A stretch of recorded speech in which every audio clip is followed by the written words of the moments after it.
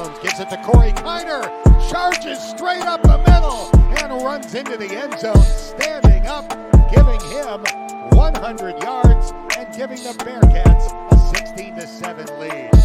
Newman has the ball, takes a pass toward the corner, does it again, passes to Bandego. Aziz outside the arc. Now Lukosius curls off a screen, shoots a three, makes it. He made it. 3 seconds to go. The Bearcats up by 1. San Francisco launches from center court. No good. Simas Lukosius. His 5th plate appearance tonight. He swings and hits it high and deep to left field. Goodbye, home run. Carrington Cross. A 3-run shot. And it's now 7-3 Cincinnati.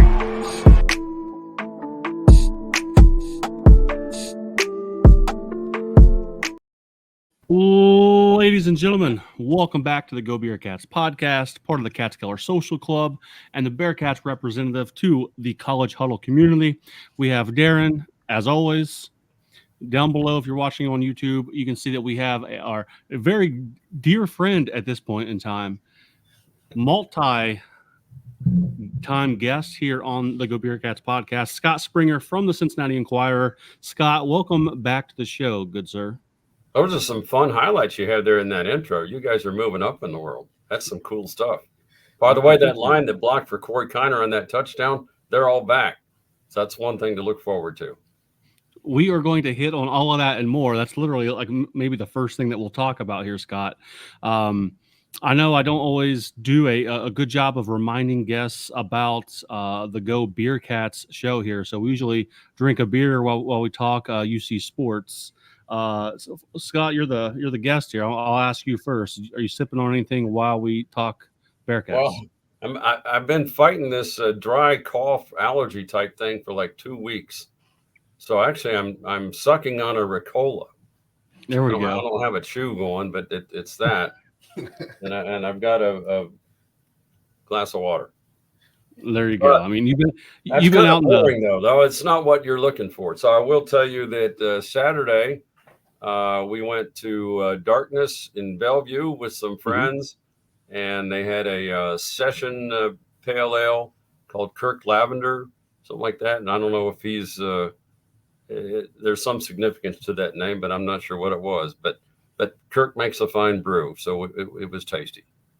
Absolutely good stuff there. Darin, how about yourself? You still got a Cappy snack or a strawberry and cream? I forgot. That's the one that you had delivered to you from your brother.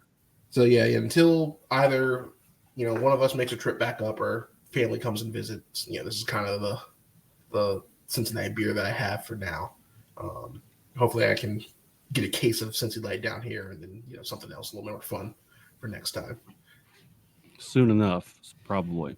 I'm going with something from Brink Brewing. Callista is how I'm gonna guess I pronounce that word. Something to do with a constellation in the sky. It's a very hazy IPA.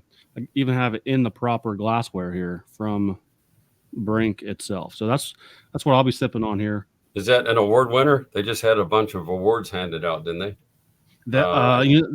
Third Eye Blind won some stuff, and I was reading that. Third Eye did win like a giant like gold medal for like one of the bigger categories. Had I been more on top of my game, I would have known if this was an award winner. I do not know. I haven't quite looked into that list. I've been too busy looking into media days and getting ready for the TBT tournament myself. But I do need to look into that. I should know that. Well, my new favorite is DVD Brewery in Loveland. I don't know if I mentioned this last time, but they have a peanut butter beer up there that's outstanding. So it sounds like you read my recent review of that, Scott. I literally just went there last week and put up not really a review, but just like my experience there. That's how I like the perspective that I write from when I visit a new brewery. And I just went to DVD. The peanut butter brown was by far my favorite beer that they had. One of the better ones I've had, and I'm usually more of a pale ale IPA guy, but I like that. Maybe I can sneak some jelly up there and see how that goes, because I love PB&Js. I grew up on PB&Js, man. I could eat those things forever. Pair it with a nice like jelly donut or something. Oh yeah, now you're talking, man. Yeah, yeah. But that's funny that you brought up DVD. The first time I'd been there, it was good. They had 30 beers on tap for a brewery that's only been open since March. I thought that was pretty impressive. Yeah, well, it used to be a car wash, so they did a nice job. I mean, obviously there was a buck or two spent there, but it's a nice place. Definitely. Yeah, I'll definitely go back there sooner than later. Scott, it was 118 degrees or plus out in Las Vegas while you guys were out there. So much that the plane was delayed on the way back. They said it wasn't safe to take off any higher than 118 degrees. Just other than the drastic change in temperature, give us your thoughts, just like your overall experience for the Big 12 Media Days out there in Las Vegas last week. Well, I was not on that plane because that was the charter with the Dan Hoard and the kids and all that. But I actually was on the same plane with athletic director John Cunningham and his wife and his sons, and so we all flew commercial. So, but yeah, you leave Cincinnati and it's 80, and then it just the heat hits you. I was out there actually 2 weeks prior on vacation, but just one day in Vegas and went to a bunch of parks in Utah. So then quickly came right back to Las Vegas. So I don't know if I was acclimated, but as hot as it is a little bit different. I can tell you like 95 degrees in like Alabama or Texas or someplace like that, you really sweat. Where I didn't feel like I was sweating that much. It was just warm but most of the places you go, they have misters and things like that. And let's be honest, two days I spent inside Allegiant Stadium where it was 70 whatever, air conditioned and nice, and that's a really nice place. It's right up there with Jerry's World, and you can see why they got a Super Bowl. It's sad to me though that they have Raiders pictures there, because I'm still thinking Oakland Raiders, and they have all these pictures of the Raiders winning their Super Bowls, none of which came in Las Vegas. But it's their team, their money, and they're going to do what they want. But a nice venue, and I think they'll be back. I think Brett Yormark really likes Las Vegas, the sports and entertainment capital of the world, and he likes all the glamour and all that type thing. And you can't argue with what he's done. So why not? And I think probably, you had Arizona State, Utah, Colorado all coming in. And they said that the reason they had it out there was because of a conflict with Dallas. But I think they just kind of wanted to have it out there, to be honest. Yeah, I'd say honestly that part of that, then maybe just a little bit of a resetting of the conference with, losing two historic members, Right. Yeah, you lost Oklahoma and Texas, so, maybe that's a parting shot that, Texas leaves. There's still Texas schools, obviously, but I think, they had a guy from the Vegas Bowl there, and they're going to have a tie-in eventually with that bowl. So I think there were definitely ulterior motives in having it there. I'm not a big gambler myself, but for those that do, there's no shortage of places there. The media hotel was the Bellagio. It's pretty amazing with the fountains and all that stuff. Felt like a member of the Rat Pack for a little bit, but I didn't wear a tux. And previously, I had stayed one night at the Mirage in the last time out, and apparently they're closing, and that's turning into a Hard Rock. But they have to get rid of all their jackpots legally. So the Mirage was packed full of gamblers trying to, because the odds were better, they had more money. So, but they're all packed. And really, the odd thing is, I'm shocked at the number of families and actually children you see out there too. It's kind of like a big Epcot Disney World type thing, and I don't know what all you do with kids out there, but there certainly were kids. Well, so before we jump into some of the stuff that people are focused on or asked about, focusing on UC, there was a lot of. We could talk about some of your takeaways of what Commissioner Yormark said in his opening statements, or throughout the 2 days there. I think a lot of people were hanging on to a lot of every word that he said, just to see if they could get a feel for what he has up his sleeve next. There's talks of more expansion in the Big 12 with some pretty big brand names. There's been talks for a while of naming rights in terms of the Flying J Conference, which was my suggestion, even though Allstate seems to be the one everyone goes to, and even like private equity. I was hoping coming for into Bucky's, the conference. but yeah, I think it's going to be well. Mayhem and Allstate, and the dude that was in 24, maybe they'll have the Mayhem division and the President David Palmer division or something like that. So just like pick anything to dealing with the conference there. Like, did you think some of those scenarios are more likely to just based? I think I think they're highly likely. I would think the All-State 12 is probably going to get done fairly soon. Although it's interesting to me that they said that 12, the numeric 12 might not necessarily be in the conference name. So then you wonder about that. But then they're introducing some like storytelling content where they're doing, instead of 30 for 30, 12 for 12, things like that. But yeah, I mean, if you're reading between the lines and what's going on the sideline, like you alluded to, the ACC sounds like perhaps it's imploding. And, there's a number of major markets to be had there, if so. And it sounds like the SEC and the Big Ten aren't necessarily interested in expanding, where Brett Yormark says, hey, we're still open. So he didn't come out and say, hey, these guys are coming, but the rumors were around. I mean, I was kidding one of Brett's assistants, and I said, so at what point does Chief Osceola, come in on the horse and throw down the flame at center field there? And everyone says, all right, FSU's in. That's a wild thing. And I don't know how you divide all that up, and it makes it all the more interesting and all the more competitive. And at that point, it becomes the Power Three, because what does the ACC do? It's so odd, all the flip-flopping and you go back to I don't know how old you guys are, but way back when, the Big East Conference, when UC was in the Big East Conference with football and basketball, it was pretty solid, and it kind of made sense. And you had West Virginia and Louisville and the other schools, Syracuse, and, an outstanding basketball league. And then suddenly a bunch of them jumped, and then Louisville jumps to the ACC. You're going, well, that sucks. And then West Virginia goes to the Big 12, and you go, well, that doesn't make any sense. And next thing you know, you're doing everything you can do to get into the Big 12. So UC's now in the Big 12. The money goes up. They're still at a partial share for one more year, but that partial share is more than double and almost triple what they were making in the AAC. And then you get to a full share, and that's 30 million, 34, something like that. You add private equity in. I don't know what that's going to mean, but you bring in Florida State, Clemson.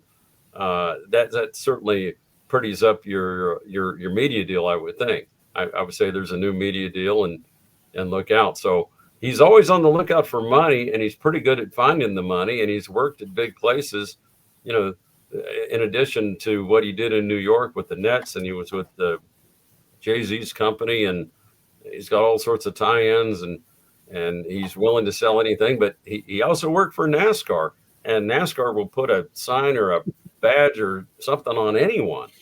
And he mentioned, the referees maybe having things. So maybe you have a sponsored referee of the game. I don't know. It's all interesting, but they need money. Because why? Because the players need money, because that's what it's gone to.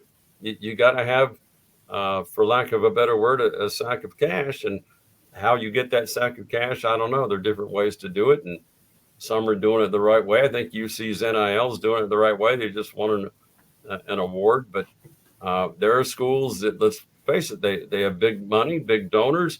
They're in cities that they don't have pro sports, like Cincinnati, and their college is the only game in town. And those guys have a lot of money. You need a T. Boone Pickens, basically. Now, it's funny because I think that's something Brandon and I bring up pretty consistently on the show, is capturing the region and becoming more of a presence in the city you're in. Because, we talked about how it used to be a lot of Ohio State T-shirt fans, and you're starting to see some UC T-shirt fans in the city, and they're starting to own the city a little bit. I think that is part of it, taking that next step. Not obviously the biggest part, but it's going to be a great help moving forward.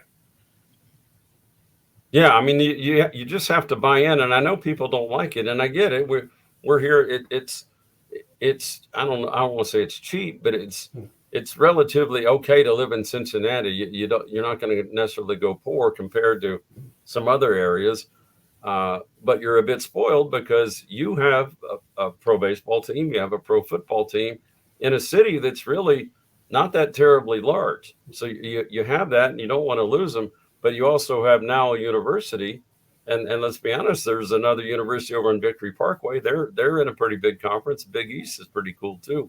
So you have a market that's kind of split up, but folks have to realize you wanted to be in this big market, in this big conference, and you're going to have to pony up sometimes. So things are going to cost more than you like, but if you want to be a part of it, that's what it costs. That's what it costs to be big time. You don't get anything for free, and you need to figure out a way how you want to spend your money. But you think of what people will complain about a price, and then look at what you might spend on the weekend on silly stuff. Yeah. I don't know. I'm not lecturing to people about how to spend their money, because I understand it's tough to come by, but you can't have it both ways. You can't say, well, oh, they were 3-9 or they haven't made the tournament. It's like, okay, you understand they switched leagues. It was a dramatic difference in physical talent and resources and all that. And if you expected to come in and run roughshod all over these leagues right away, you're crazy, because this is big time stuff. This is big boy pants football. So you have to be a little bit patient. It's not easy to be patient. I think the football team's going to be better. I think without a question, the basketball team's going to be better, because he's done an amazing job with the talent. But in order to keep good talent, in order to consistently be better, it takes funds. So that's the truth of the matter. Yeah. Speaking of big boys, let's focus a little bit more on the upcoming season and the football team. As you mentioned, returning a whole offensive line unit, and then some, even some backups. Can you go a little bit more into that and how they talked about that this past week? Well, it's a great plus. You've been averaging 200 yards rushing, 200 yards passing, and then the guys you did it with are all back. And Luke Kandra considered, one of the better guards in football right now. And Gerhardt was the captain at center. Tinsley's a guy that the pros are looking at. Buford started some. Williams. There are backups. Wilder, Harder. They're pretty hungry. They want to get in there too. So you're not going to see the same guys. And more than likely, you're going to see a lot of guys rotating in. And you're going to see a lot of tight ends. The tight ends are better. They're often going to use two tights. They'll I think Joe Royer can possibly, as long as he is healthy, be one of the better ones. And I'm not just saying this. This is what Scott Satterfield's saying at every stop.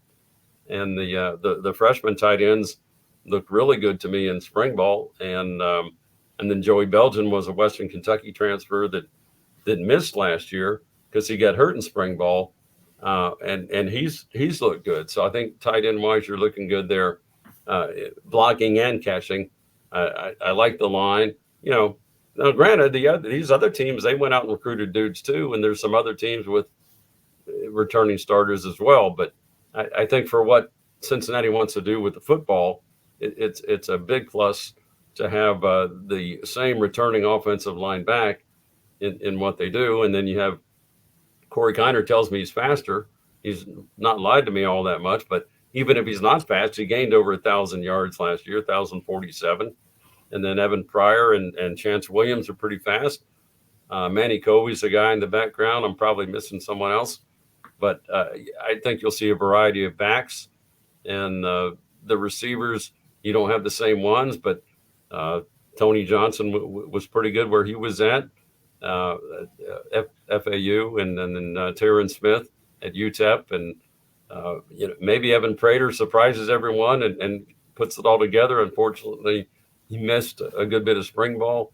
Trying to think who I'm missing there, but there's some good looking targets there. So I think offensively, offensively wasn't necessarily the problem. I mean, the problem was defense. The problem was that secondary getting gashed a bunch, and they brought a bunch of guys in that have some pretty good resumes and look, they've done it at another level at different places. They seem to have all meshed. So we'll see what happens, and we'll see how the 3-3-5 goes. Kind of talking about the same side of the ball there. The main guy, or the guy that'll have all the eyes on him and nipper all throughout the season, the quarterback. He's got the 5 starters protecting him, but it was. I assumed, and I guess wrongly, that Sorsby was coming in to be the QB1. But I watched at least 3 interviews with Sat. Talking about how it's a competition, on 365 Sports. I think he's talked about it on the BYU TV interviews as well. Is that coach speak? Do you think it is definitely Sorsby, or is he for real when he says there's a competition in Clifton? I think he wants to have a competition. I just don't. I have a hard time thinking that you go out and get a guy and bring him in and he doesn't start. And having seen the practices, it looks to me like he's the number one. I think the kids love Brady Lichtenberg, and he throws a nice ball. And I think he could run the offense. He had some success. Samaj Jones looked really good. He's only a freshman. You want to throw that guy to the, that's tough to be a freshman and come in that league. I think he might be the guy of the future. Then, of course, they're not going to quit recruiting quarterbacks. Satterfield was a quarterback, so they're going to keep getting guys. But I think for this year, I'd be shocked if it's not Sorsby starting, just because he had some pretty decent success in the Big Ten and some pretty big games. He's a big dude, and he can run. And let's face it. I mean, God bless Emory Jones. He's got to be better, right? Yeah. Not a knock on Emory. Make the Ravens, best to you, but. Yeah, that might have been a miss there. Yeah. No, I mean, Emory seemed like one of those situations where if everything went great, we would have had a better season. Then he just didn't live up to his ceiling, at that point. So, well, I mean, he's a guy that you can see why they got him. He was highly rated at Florida, and it considered maybe possible first-round draft pick material. So. I mean, he's still got talent. He still can run. He still can throw. And I have nothing against him whatsoever. It didn't appear to work out here for whatever reason. And, there's a lot of things that didn't work out. You look at the record. Let's be honest. They probably gave away at least 3 wins. And that puts you at 6. You're in a bowl game, and people are thinking a little bit different. But 3-9 is not good here. 3-9 is the worst season that Satterfield's had anywhere. But he has won in other places, and you have to think that things are going to improve. And I can tell you the team looks better. They seem more cohesive. That all sounds good now sitting here in July. It has to matter, come September and October and November. Yeah, I think you spoke to it. It's hard for things to work out here, when everything's new. For the players, the coaches, the university. 47 new players. Yeah. But they're not alone. This is welcome to football now. It's you got to get your message out, and those that preach culture, well, you got new guys, so you got to turn them pretty quick. So far, it seems like they all get along. That's all I keep hearing from them. I know they had a committee of players, Corleone and Kendra and Corey, and I don't know if Evan was on that or not, but they kind of had to sign off on all these new guys coming in. So they vetted them pretty good. So we'll see what happens. Kind of listening to Satterfield talk at media days, a lot of people asked him, like, what did he learn year one at Cincinnati, or what did he learn year one in the Big 12. I mean, you being, obviously closer to the program than we are. What do you think? What do you think that was for Satterfield? Like whether it was here in Cincinnati or in the Big 12?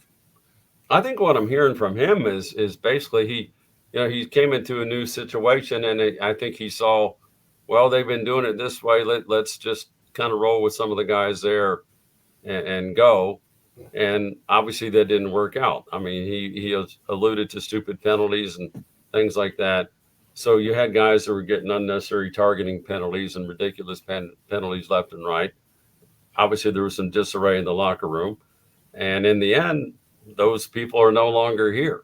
I mean, I can tell you, out of the guys that transferred, I mean, maybe one of those guys was actually wanted to return. And that's just the way it is. I don't think it's anything about their football playing. It's just this is how they wanted to shape their team, and that's what they did. So we'll see how that works out. The guy, most of the new guys that have been in, they seem like pretty good dudes. They seem very talented. They've done it at other places. Jared Bartlett was at West Virginia. You go, well, why are you leaving West Virginia? But they had 9 wins last year, and he had a pretty good game against UC. But he's here now, so now he's yours. You hope he does well. Maybe there's some surprises in there. This kid Jake Golday that I've heard from Central Arkansas. Coach has raved about him, Satterfield, and compared him to Dingle size-wise.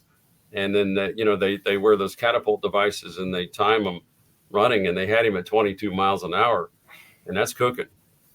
And so you got a guy that size, that fast, that can mix it up some, and you're onto something. I think a big key defensively is, hopefully Dante's issues with his blood clots gets cleared up and you can get him in. I don't know. I know he's back running with the team and conditioning, but and then the neat thing that came out of the Big 12 meetings was Coach Satterfield telling me that Neil Brown from West Virginia had called him when he found out about that and said, hey, we had a guy here last year, same condition. We did this. And there have been guys that have played with that, and they got this kid cleared, and he played and had a good season. Didn't give me the kid's name because that's a HIPAA thing, but I thought it was neat that he would call the opposition and say, hey, I feel for you. And, that was pretty cool. Yeah.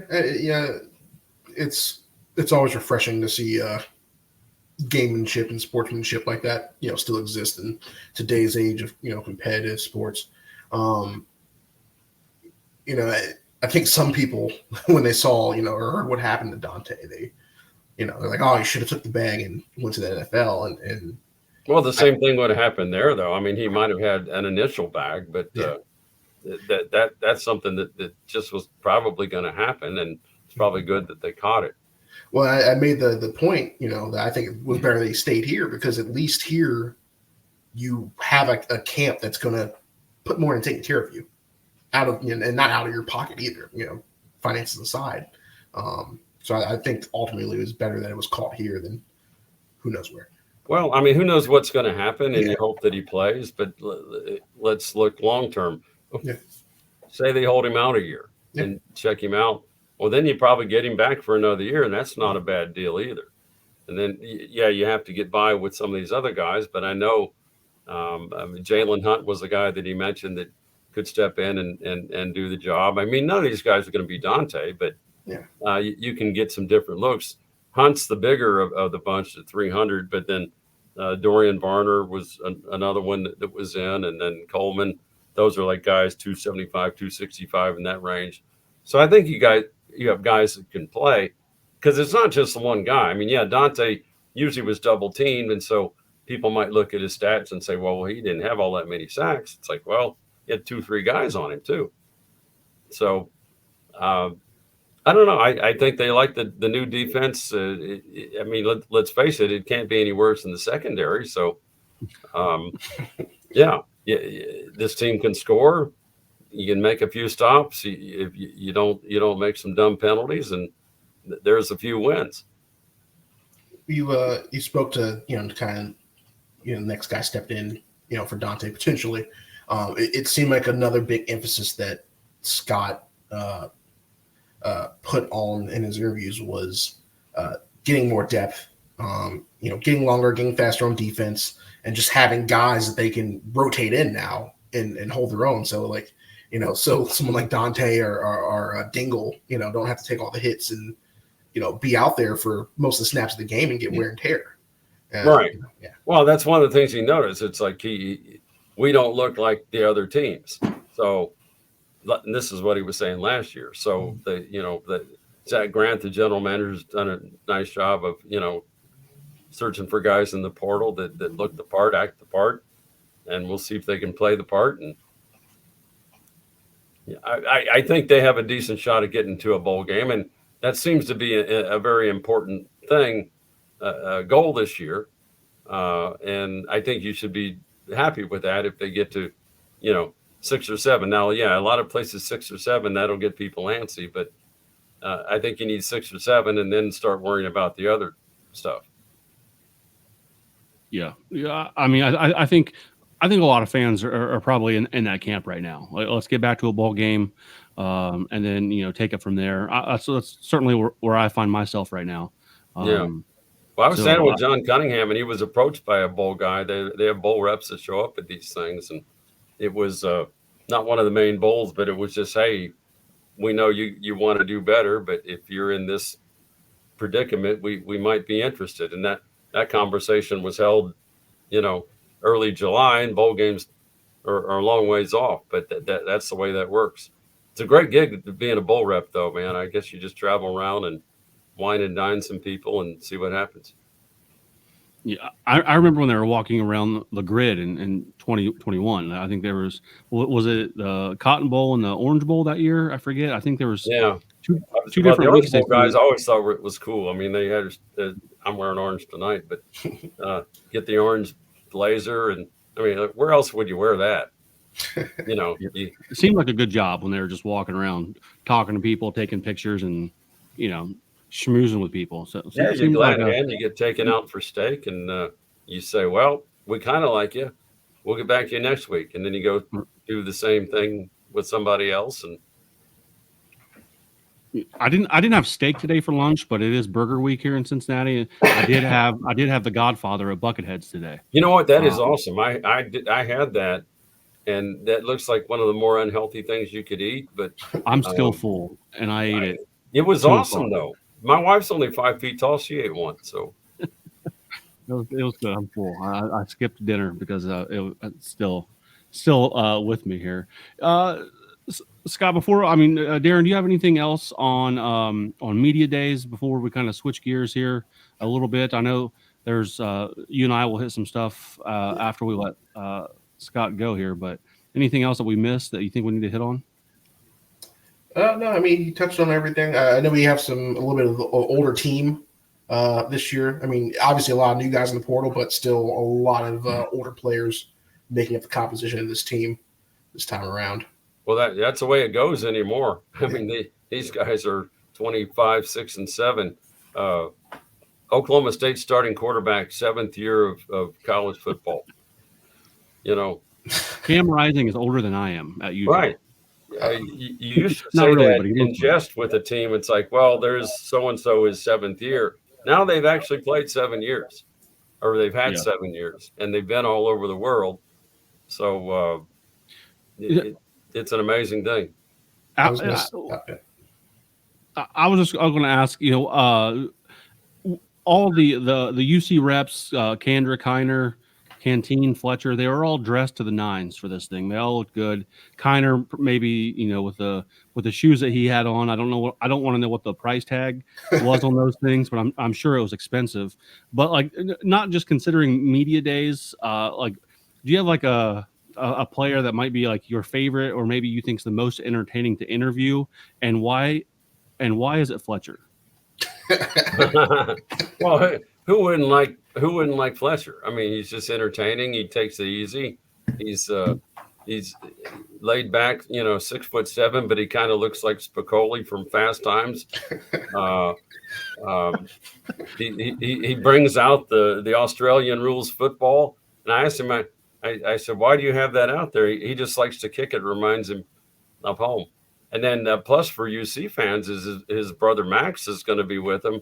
And what a great insurance policy, because this kid's taking a redshirt year, and then I think you get 2 more years out of him. And he averaged about 46 something a boot last year. Mason was at 43. Mason was had a bit of an injury last year and fought through it. So I think he's healthier, and I think you'll see better things out of him. But he's just a cool guy. I mean, one of my sons was a strength and conditioning intern the year that they went to the Cotton Bowl and lost to Alabama. And, he's like support staff. And Mason the other day mentioned my kid by name and said, how's he doing? And I thought that was pretty amazing because, why would he care about my kid? But he remembered, so good for him. He's just a nice guy. Yeah, I don't know. You can't help but like him. Some of the kids I had covered some doing some high school stuff. So I've known Dante Corleone since Coleraine, Evan Prater since Wyoming, Luke Kander way back at Elder, all those guys. We had Luke Kander and Joe Royer and James, Craig James, I think his name is, Jacob James, right? Jacob James. He James and Royer went to Ohio State. Luke went to Louisville. I was at their signing day at Elder at the pit. James, I believe, is at Kent State now, but then Royer and Kander wind up teammates back in Cincinnati. Actually, Kander played a big role in recruiting Royer to come back. He was all over that. So back when they were in high school, they were big guys, and they all had big hair too. I was teasing them. It looked like a big row of chubby chia pets and me in this video. Somewhere in the Enquirer archives there is this video of me talking to them, about Elder football and all. So guys I've had some history with, I enjoy. And I've been doing this way too long because Antoine Peak's son is on the team, and I covered Antoine Peak when he was on the team. He's now a coach at Princeton. I remember the day he came in, 6'3", 180, and then he turned into a monster defensive lineman and he could jump through the roof, and he actually played some basketball for Hugs too. He was a multi-talented dude. Well, that's kind of the perfect segue there, Scott. Basketball, you mentioned there. We have TBT at Fifth Third Arena this Friday night. The Nasty Nati has put together a squad.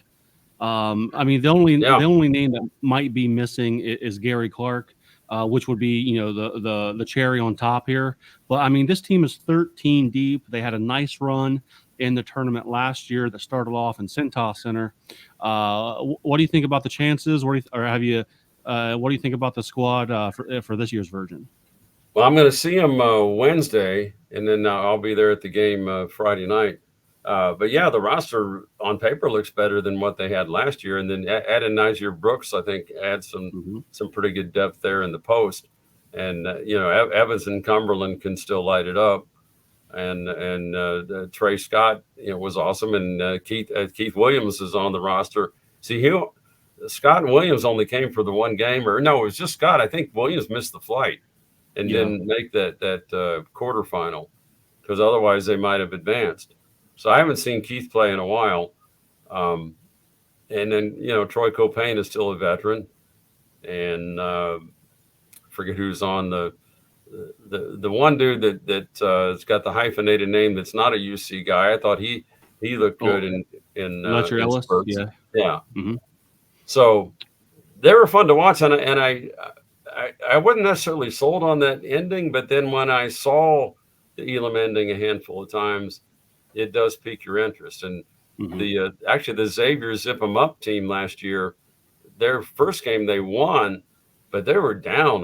Down like 15. They made a tremendous comeback and somehow got it out and won that Elam ending, which set up that second round game between the UC and the Xavier guys, which the UC finally got a win at Cintas Center. I guess it takes some old farts to go over there and get something done, but it's about time that they got a win at Victory Parkway, because it's been far from Victory Parkway for any Bearcat person over that way. So Well, Scott, hopefully I see you there on Friday night. So hopefully I should be able to make it. The plan is to make it. So hopefully I'll see you there after I got a little fundraiser beforehand. I'll be there somewhere where there's a plug and a laptop. You never know where they're going to put you. At Centos Center, they had us courtside, and then second game they'd sold the seats to some people with money, and then they said, you know what, you gotta move upstairs, you cheap media. So hopefully they'll leave us in our section and let us be. But if you see LeBron James sitting close and me sitting somewhere else, you know what happened. I don't think you'll see LeBron though. He was in Vegas though during all that Big 12 business because the national team was playing, so he was in the same hotel. I didn't see him because he never calls, but he definitely was there. Scott, we certainly appreciate your time. Definitely, I don't know if this makes the fourth or the fifth time that you've been on. I feel like Steve Martin on Saturday Night Live. You know, if we were prepared, we'd have had a jacket for you and everything. The big prize, you know. And I'm sorry I coughed. And the silly thing is, I covered my cough, and there's not a soul here. You guys are on my screen. It's all good. Force a habit. I didn't want to spit on you. Yeah. That's all good, Scott. If I don't see you a Friday, I'm certainly certain I'll see you sometime this football season. If not, throughout the screen. You are at Springer Sports on Twitter Springer and Sports. Parting Scott on Instagram. On Instagram, yeah, that's the personal Instagram. But yes, Lord knows what I put on that. Sometimes through silly stuff and vacation stuff, but sometimes it's sports stuff. It's never political though, because I just don't want to hear it. Yeah. That's the best way to go. Best way. Stay out of it, and you're never going to win. Yep. All right, Scott. We'll see you, man. I appreciate you. All right. See you guys. Take care. Good stuff there from Scott as always. What do you think there, Darin? There was so much happening at media days. It's almost hard to keep up with. Yeah, no, I mean, it's always a joy to have Scott on. Scott to talk about Scott this time around. Right. So when he tweeted out the news about Dante, when Springer tweeted it out, I read it as him speaking in the third person. Like, Scott thinks he'll be fine. And I'm like, why is he tweeting like this? Like, it took me a second. Oh, Satterfield. I get it. Scott's of Cincinnati. Yes. Yeah, good stuff there. I mean, we kind of hit on the things that surrounding the UC football team. Scott Springer here did a good job of sort of giving us some insight on that. One thing I don't think that we hit on is listening to Sat talk on the 365 Sports interview. Yeah, it seemed. I appreciate him being aware of our red zone. Just woes is an understatement, right? Like he understands that. He spoke to that. I think hopefully that's something that they're addressing. They address in the spring and they'll work on in camp and throughout the season. But I can certainly appreciate that he is aware of how terrible we were in the red zone last year. Yeah, I mean, and I'm giving credit. I mean, giving credit to most coaches. I think when fans, us as fans, see failure, we see a lot of it in real time and have the benefit to go and watch, go and rewind the TV and watch the playback instantly. And, they know when things mess up and aren't working, but they have to kind of, in the moment, have to, hate to use a Butch Jones euphemism, but snap and clear and on to the next. But there's no way they're not aware of things that aren't working out. I guess I'm just good. I'm glad that he spoke on it. I guess. Yeah. I feel like we were thrown a lot of the. Well, we're really good. Like we're 250 in the air and 250 on the ground. And that's awesome. And we're that from the 20 to 20. It's really awesome. I think he wanted to really hammer home the offense was working, and he wanted us to see the vision. But I mean. I think it just comes down to personal style too. You're probably never going to give an answer that anyone wants to hear when things are bad, regardless, because we're going to find fault either way. Yeah. And I think it took a while for us to figure out, okay, it's just coach speak, because Scott Satterfield seemed like he was a straight shooter in a lot of his interviews, during the season. Yeah. And like he's like, well, we need guys to hit home runs and stuff. And like, oh wow, he's throwing the guys under the bus, and but no, then he doubles down in the interviews and media days and says, the rushing offense should look really good.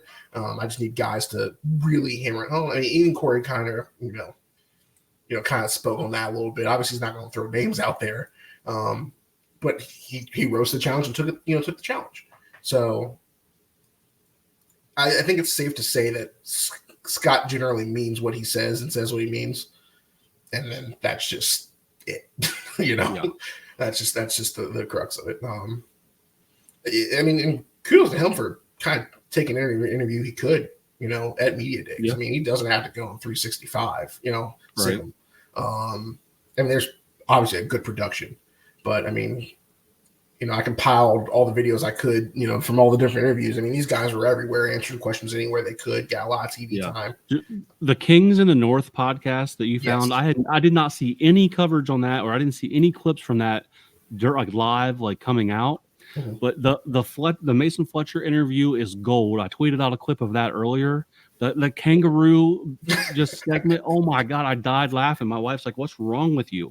And I was like, "You have to watch this." She's like, "It's kind of funny, but I don't get it." I'm like, "Oh, come on, this is how Mason Fletcher retweeted the tweet after I sent that out. That was good stuff. I like the approach that the host took. I'd never heard of that podcast before, but I followed it on Twitter. Something I might look into in the future here. I think it's also it's good to kind of try a few different searches via the internet and via social media to see what kind of hits you can get, because that everybody's media was there, covering in some aspect. We had Dan Hoard for us representing. 365 guys are overall Big 12, but I think specifically allegiances to Baylor. Really nice. Yeah. They don't work for them, but that's their team. So BYU has had a good production out there. The BYU TV, those guys were good. Yeah, which is actually run by BYU, because all their stuff is in-house. In-house. I mean, good interviews all around. I think Fletch just has that personality where he can kind of just roll with whatever. Hilarious. Go out and have a kick with your dad like that. It's great stuff. Yeah. I don't know if you got a chance to watch the John Cunningham interview with 360. I do. Everything you sent, I watched today. Yeah. What I did is I put it on and I was playing NCAA 13, rolling over West Virginia, and 49-0. Yeah. I'm trying to get through the season. We'll see if I can do that before it comes out. I didn't pre-order it. I know it's flooding in my timeline right now, but we'll see if I can get through the season before Friday. We'll see. I don't know. Well, we'll talk a little bit more on that later, but it seems that Cunningham really is trying to stay ahead of the game, and just the ever-changing landscape of college sports. And be honest, he spoke a lot about regionality and how he's all in favor of that, and you're wondering, I was kind of wondering, I was like, why is he talking about this now? We play Pitt again this year. That's awesome. West Virginia is back in the fold, but it just seemed like more than that. And then media days are over, and then all of a sudden it's Clemson and Florida State. And then, probably 4 other schools with them. Oh, okay. Well, hey, Pitt, Louisville, Virginia Tech. Oh, now the writing was on the wall a little bit there. I think that was on purpose. I don't know. Yeah. Felt like it was. Yeah, I mean, and we talked a little bit about this when we had Kevin Wallace on a few episodes back. Will it get to the point where maybe the conferences bloat too much and you see them scale back down and break off, and then this feels like a temporary arranged marriage almost, Florida State, Clemson specifically, until the dust settles and we kind of see where we kind of get a plateau in what the new normal will be. for college sports. And then, because I mean, it doesn't seem like 20 teams in the conference is a great time overall. Yeah. You could be unaware of somebody for years on end. So I mean, if everything lines up right, I would not be surprised if people scale back down. Who knows? We can somehow break off and remake the Big East. Like, I mean, for all we know, except this time, freaking, Clemson comes with us or something, whatever. Yeah. So who knows what he said this too. He doesn't know what's going to happen necessarily. Mm-hmm. Obviously, when he talks about regionality, maybe there's some kind of hint to that. But who really knows? We are dealing with the Wild West, and here's the other thing. How the SEC and Big Ten really kind of played expansion this last time around, versus as opposed to having ESPN and the networks up in the ear like, oh, you should pick this team and pick this team. They kind of waited for other teams and conferences that make the moves to break themselves apart. Mm-hmm. Obviously, Oklahoma and Texas kind of kick things off, but they kind of waited for that all clear for things to kind of shake up a little bit, or things seemed unstable to make that move. So who knows? Like maybe we end up doing the dirty work and getting Clemson and Florida State released, and then they pivot and go to the SEC. Yeah.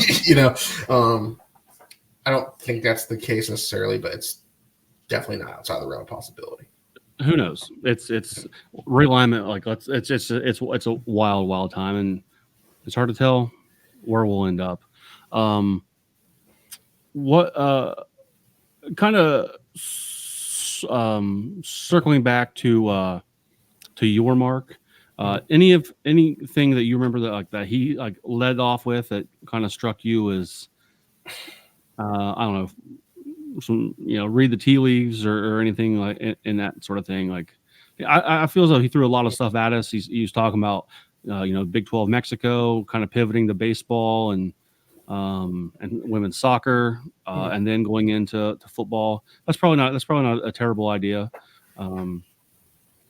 Through a lot of, I don't know, big talk, I guess, on what's possible. Well, yeah, I wonder if that's, because the other thing, this kind of goes back with what our AD was saying about the Olympic sports.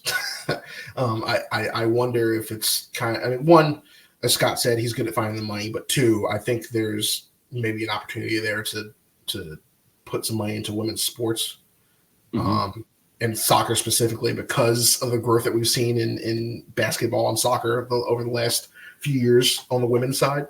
I mean, this is talking kind of outside of football, but we accidentally created a good system for feeding into our women's national team with the college structure. It doesn't work as well for the men's side, but it works fantastic for the women's side. And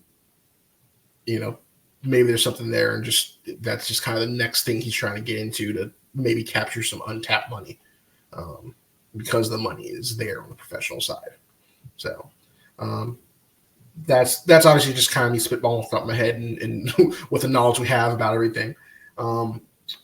Here's my question to you. How do you? I feel like Scott addressed Springer addressed some of your concerns that you had about the team and its structure and the direction it was going. Because I feel like you hit on a lot of things you had a big concern about, whether it was quarterback play or team unity, and just durability. Yeah. Yeah. More so hearing the guys, the guys at media, the players, I mean, speak about team unity and stuff like that. Like, I'm not worried about that as much. I thought it was a very Central Florida thing to do, to bring one of our former players 2 Big 12 media days. I thought that was on purpose. I thought Neil Meyer from the front office news asked some questions that needed to be asked. And there were some interesting, and by interesting, I mean kind of shitty responses that were given in reply to those questions. Pretty bold, I would say, even though it was, like held back, I guess. I don't think he spoke freely, but I certainly think it was a interesting response. Quarterback play, we will see. Like having all 5 linemen back is huge. And one of the interviews Sat brought up, that was the deal with West Virginia last year. The year before, everyone thought Neil Brown was going to be fired. He brought back pretty much all of his starting offensive line, and they had they won 9 games this past season. Can you take a page out of that book? That'd be more than what a lot of people are asking for, probably. But yeah, some stuff I still have some concerns about. It'll be answered.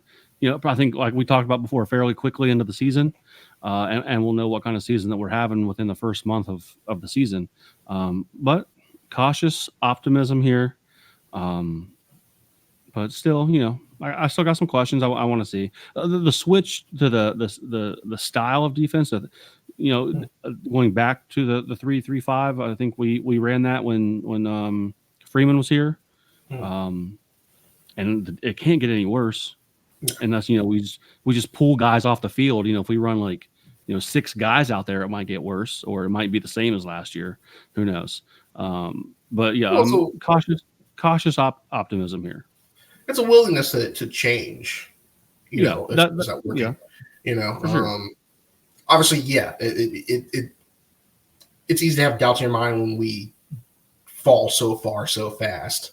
Yeah.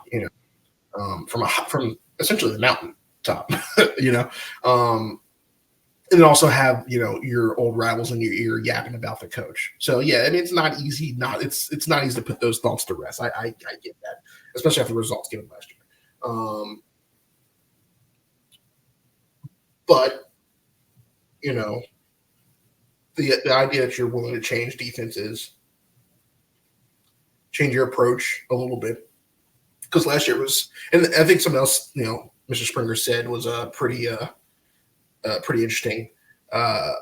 He Satterfield kind of came in and just kind of let these guys play and this is what worked for you guys before, and tried to tailor towards the players that were here and what they had to say. Which I don't blame that approach, because it's like, well, if you don't have guys built for your image, maybe you try go with what was already. But now that he's kind of getting more guys in that fit his concepts, to shy away from, I'm gonna go, we're gonna run downhill and create havoc in the backfield and then go for turnovers. It seems like he's kind of abandoning, I won't say abandoning, but pulling away from trying to just set it and go in the trenches and play a little more strategically up front, and then let the defensive backs create cover sacks at that point. Yeah, I mean, you'll just have to wait and see, obviously. Not too concerned about anything, in that regard. I think what I said to you in the Discord during media days about the quarterback play, I think it's more that now based on what Springer had to say. It's more so that I think Samaj impressed for what level he's at versus he outplayed Sorsby. Yeah. So. Yeah, I mean, if you can hold out on telling your competition exactly what they're going to see until the very last minute, there's nothing wrong with that either. Exactly. Because you do have a guy who's been here 3 years backing up Sorsby potentially. So you wonder if that's who you're going to see. You never be too sure. Circling back, EA College Football 25 technically drops today if you digital pre-order deluxe. My younger cousin was messaging me. He's like, an hour to go. I was like, I gotta wait till Friday because I pre-ordered it on disc. Because because I want. That's the way to go, though. Yeah, we don't want them like all of a sudden EA shuts down next year or something like that. You know, you're left with a digital copy and someone owns the rights to it and turns your stuff off. You know. Yeah. What have you seen? Have you been avoiding spoilers, or are you waiting to like? So yeah, I if I'm really into something, I avoid the spoilers. Movies, I'll avoid trailers. The only thing that I kind of accidentally clicked on and I was like, shit, I'm already here, was the like the nippered intro. Yeah. I wanted to watch it, but I didn't want to, you know what I mean? But it was playing. I'm like, oh God, and I couldn't turn it off. But other than that, yeah, I'm trying like gameplay. So like I'm like any of the videos, I'm really trying to hold off on that. I want to kind of like, I want to experience it before, I see other people showing me what it's about. Yeah. No, I'm kind of in the same boat because we had someone post in the Discord. I guess one of the content creators who happens to have gone to UC was playing as the Bearcats, and some of the stadium intro was in that.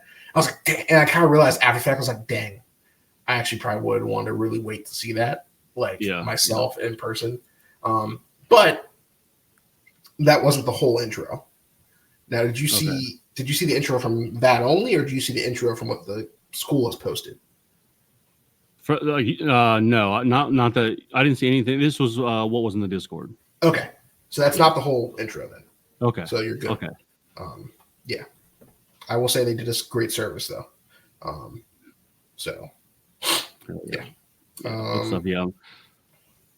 Yeah. I have a buddy, dude. I have a buddy. He on Facebook today. Like I grew up with this kid. He said he bought an Xbox 10 months ago. Specifically for this, and it's not the right one. And he's I don't know. He's devastated right now. I don't even know what he's doing. He must have bought like the Xbox One S instead of like the Series S or something like that. Yeah. I didn't want to send him over the edge, so I just left it alone. I didn't ask. But so did you end up upgrading to the proper console and everything? Yeah. Okay. Yeah. Well, I thought I have the correct one. Gotcha. Okay. Because I forgot that I had. It tells you how much I play. I forgot that I had updated it or upgraded it from the original one. I don't know what I was doing. I know that because I have two different remotes, and I was like, oh yeah. And then I was like, oh good. I forgot about that. Yeah. Sorry, I'm excited. Like the Friday's going to be a bit like Friday. You got the game. I got some stuff I have to do, and then the TBT I plan on going to. So it might be a long night weekend. I don't know what's going to happen. I got to find time to do everything. Because like I said, the GoBeercats should be there with a media presence at the TBT game. So I don't want to, give that up, but I can wait a couple more days to really dive into it if I have to. I've waited 10 years, however long, so I can wait another 2 days. I mean, as long as you get like a quick game in that day, I think that should be enough to kind of just hit just right. I went to the GameStop. Luckily, there's one up the street from my house, so where we're at now.